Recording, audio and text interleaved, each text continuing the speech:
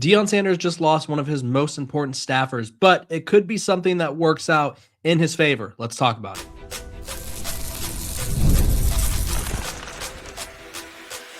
You are Locked On Buffs, your daily podcast on the Colorado Buffaloes, part of the Locked On Podcast Network, your team every day.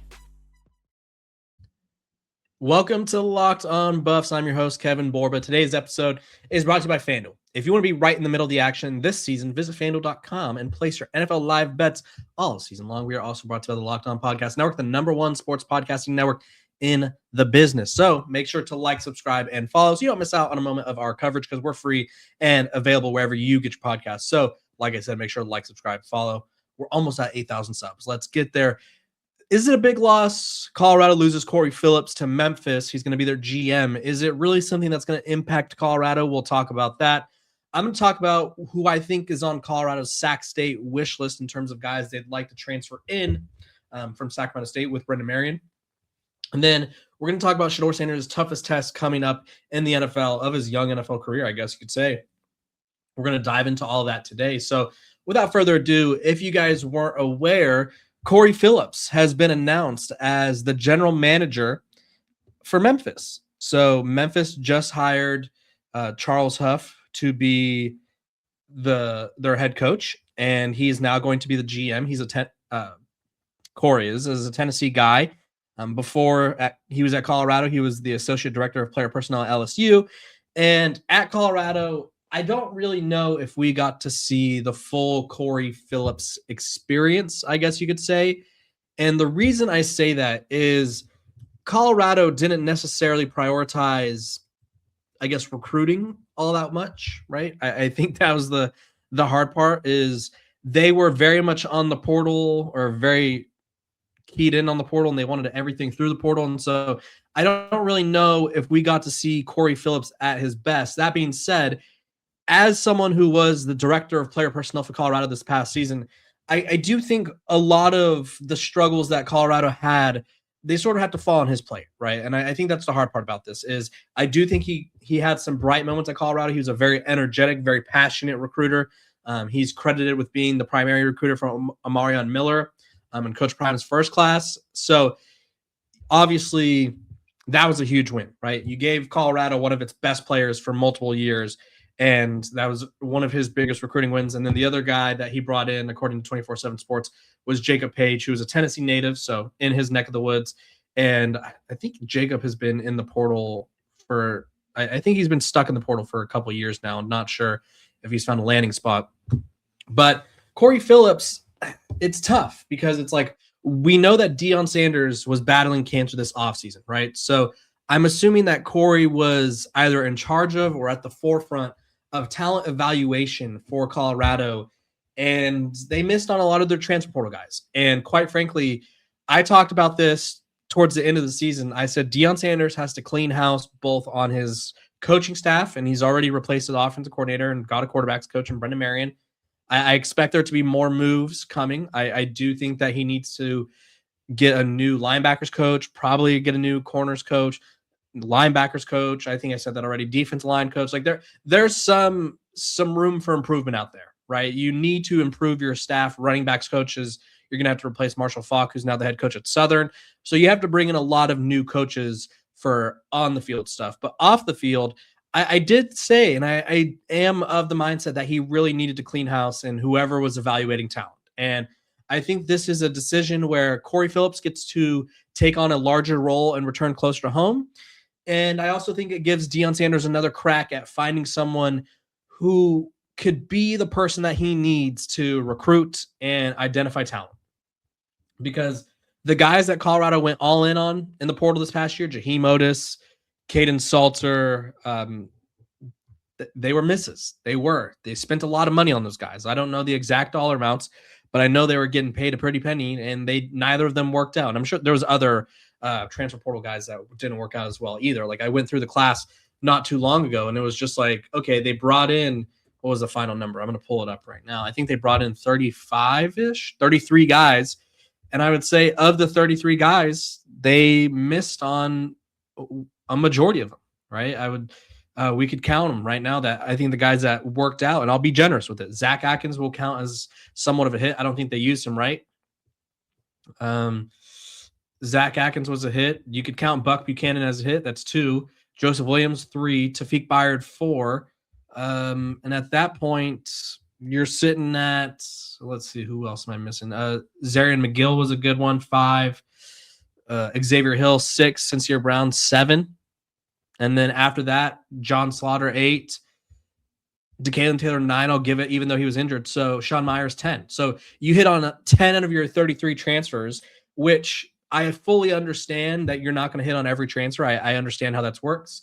But when you're a team like Colorado, who they fully are committed to, hey, the portal is going to give us our roster. It's going to give us our talent. It's like, okay, you can't be hitting on that few guys. Like, you have to be hitting on at least half. And I don't know how attainable that is. And so for Corey Phillips, right, they hit on 30% of their transfers when in reality they need to hit on half or at least 40. So Corey Phillips, new opportunity for him. For Coach Prime, I think this next hire in terms of who he brings on in as his director of player personnel and general manager type role, it's going to be a huge hire. It's going to be a critical hire because, I mean, Colorado is currently in a situation where they're at 61 scholarship players, I think it is. So they have to bring in around 30 to 40 guys. And let me just tell you, there's going to be a lot of guys in the portal, right? There's 4,000 guys that entered their names into the portal last year, but everyone needs something from the portal, right? Colorado's not the only team that wants to make improvements. So they need someone who knows the business, knows the lay of the land, can recruit, can identify talent. So Corey Phillips, I do think it's a loss, but I also think not everything worked out as well as I was hoping with Corey Phillips and Colorado. I think he, as a director, has to shoulder some of the blame for this year's portal class. I do think he had some bright moments during his tenure, but at the end of the day, like, it's a business, and I think Coach Prime has to figure out a way to find the better hire. And I don't know if I were Coach Prime, and this is sort of just my mindset on the thing, you have to look at who is doing what you want to do, essentially, like who is succeeding with the roster construction style that you want to have, and you have to get someone from there, whether it's Indiana, right? Whether it's a program like Texas Tech. Now, obviously, Texas Tech has a lot of money, so you have to keep that in mind. But if you're Coach Prime, you have to look at programs around the country and be like, okay, who is mostly building their roster through the portal and having success? And I need someone from there so that way they can help instill that success here. They can identify talent. They can point out the top transfers. They can attract talent, right? It's a very fine line that he has to toe. But I mean, if you're going to succeed with the transfer portal, you need people who could evaluate the transfer portal. So there's a few programs out there that are having success. If I'm Coach Prime, I'm looking at those. When we come back, Sacramento State has had a few guys enter the portal. I'm going to talk about the ones that I think Colorado should bring in. But first, a quick break.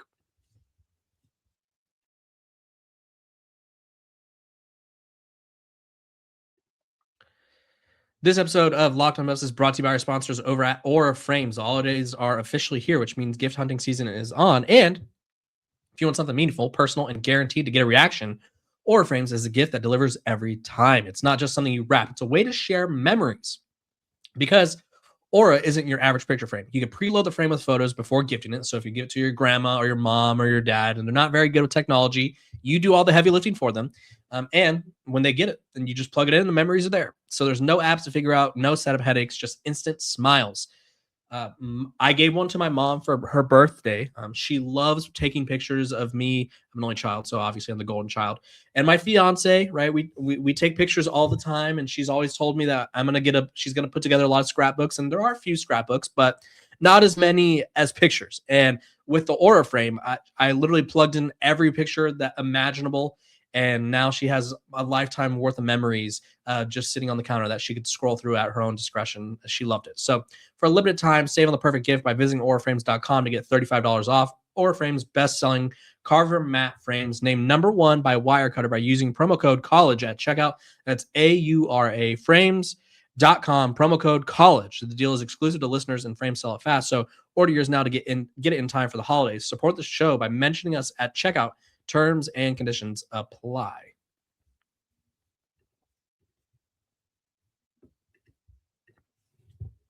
Welcome back to Locked On Buffs. I appreciate all of you guys for tuning in, making me your first listen of the day. We are free and available wherever you get your podcast. Make sure to like, subscribe, and follow. Let's talk Sacramento State transfer portals, or transfer portal guys. They have, obviously, Brendan Marion comes in, and I'm very excited what he's going to do for this Colorado offense. And I do think he has a few talented guys that he should bring along with him. Now, I don't think he should bring along everyone, and let me explain. The problem with going up from the FCS to Power 4 level, and I think Deion Sanders experienced this in year one as well, is you naturally want to bring everyone with you, right? You want to bring in every single guy that played with you at your previous stop. And at some programs, it worked out. Like Indiana, obviously they were a G4 program, or excuse me, James Madison. Group of 5 program, they go up to the P4 at Indiana, and it was like, okay, not as drastic of a jump. And then Kurt Signetti, obviously, is him and his staff are great at developing, so there's that as well. But Deion Sanders brought in quite a few Jackson State guys that didn't pan out, right? Sivion Wilkerson, there was other guys, or even guys that he's familiar with, Johnny Chaney, he was from the FCS level as well. Like there's a lot of guys that he brought in where it was like, oh, okay, like this should be good. Like Tyler Brown, I wouldn't say really worked out all that well. And you just have to understand you can't bring everyone with you. That being said, I think Colorado is in an interesting position because it's like you don't want to just take anyone. Like not everyone's a take, but they do need depth, right? I think at the end of the year, Colorado is one of the most injured teams in college football. And it was just like at one point, their defensive line was three edge rushers with Torian Carter as the lone interior defense lineman, and they were getting absolutely shredded. Like you need bodies. And so a couple of these guys are guys who I think could be playmakers, and then a couple are guys where I think they would be depth pieces. So let's start off with, I think this guy is a no-brainer take for Colorado. Wide receiver. He was the Sacramento State Hornets leading wide receiver last year. Ernest Campbell, 37 catches, 755 yards, 8 touchdowns. And he's also he's a LeJohntay Wester type to me, probably a lot faster, quite frankly, which is saying a lot because LeJohntay and Jimmy were both fast. He ran track at Texas A&M and was honorable mention All-America. Now, I would say the hesitancy with him is he's undersized. I think he's like 5'7", 5'8". But I mean, when you're that fast, you find a way onto the field, and I think he'd be a nice addition for Colorado. Staying there, you on the offensive side of the ball, Damian Henderson, 565 yards rushing, 5 touchdowns, 6.2 yards per carry, second on the team in rush yards, big physical back. I think Coach Prime likes himself some small, compact backs, right? He likes those tiny, quick twitch guys, and it's like they're great. They don't stay healthy though, unfortunately, right? DeKalen Taylor banged up, Dylan Edwards. Obviously, Colorado didn't have him, but he injury-prone type of guy where you need some size to him. Michael Welch has been banged up before. Simeon Price came and got banged up, which I think Simeon Price is on the bigger side, but you know what I mean, right? They need depth at running back. Damian, 6'2", 210 pounds out of Compton, California. Started his career at Colorado State. Didn't really do much in his first 2 years there, so this is where the risk comes in. It's like, okay, why didn't he work out at Colorado State? But I think at a position you need depth at, he's a sophomore or listed as a sophomore, so he'll be a junior next year. You kind of take that chance and hope like, hey, maybe this guy can figure it out and be a key contributor for us, right? Because I think Colorado has some talented running backs, but they're either A, not available, or B, no one has done enough for me to be like, this is so-and-so's backfield. Everyone else is second to him, right? There's no bell cow in this backfield. Now, let's swing over to the defensive side of the ball. I think Colorado there's 2 guys defensively that I would bring in that the first one, and this is what I mentioned earlier, sort of a depth piece, right? Not everyone is going to come in and be just that starting All-American guy right away, but he's a guy who is experienced. His name is Deshaun Watts. He's a sophomore from Fresno. This past year, he had 36 total tackles, 2 sacks, a pass deflection, 6'2", 318 pounds. Like to get him a little bit bigger. And I do think that, again, Colorado was so beat up on the interior defense line.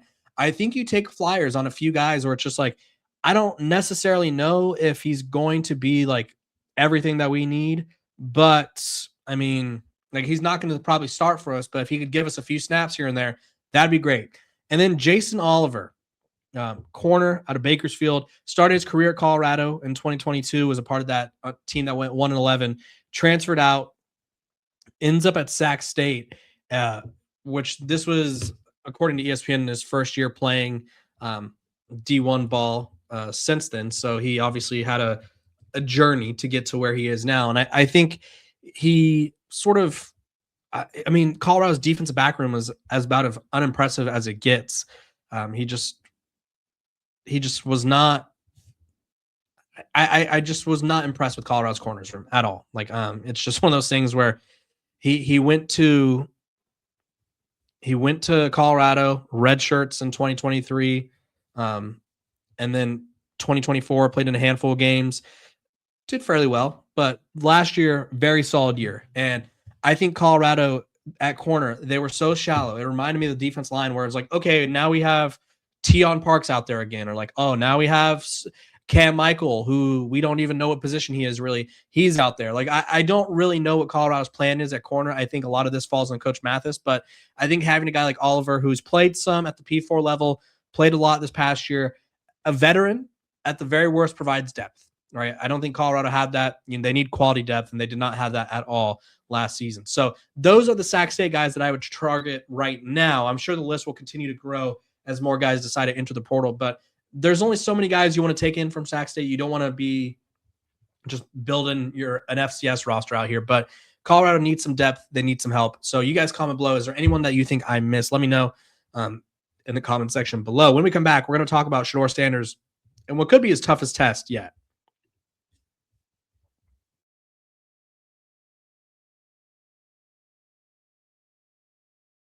This episode of Locked On Buffs is brought to you by our sponsors over at FanDuel. Oh, yep, gotta make sure the little things there. The NFL Sundays, they move fast. One big play and suddenly everything feels different. That's what makes live betting with FanDuel so exciting. You're not just watching the game, you're reacting to it in real time. With FanDuel, you can place bets as the action unfolds. Every drive, every momentum swing, every highlight moment. Live betting is best when the game starts to shift. A receiver gets hot, a defense tightens up, or the moment flips after a turnover. They have live spreads and money lines that adjust instantly. You could bet next touchdown scores, drive results, totals, and more. It keeps you locked in every snap, every drive, and every possibility. So if you want to be right in the middle of the action this season, visit FanDuel.com and place your NFL live bets all season long. FanDuel, the game moves fast, and so can you.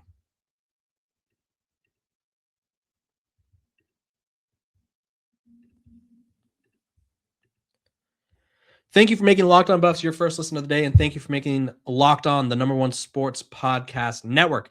You already live your team every day. Now, take it up a level and go ad-free. Join the Everydayer Club today and get Locked On Buffs with no interruptions. No interruptions, members only, Discord access, and more, all for just $5 a month or $50 a year.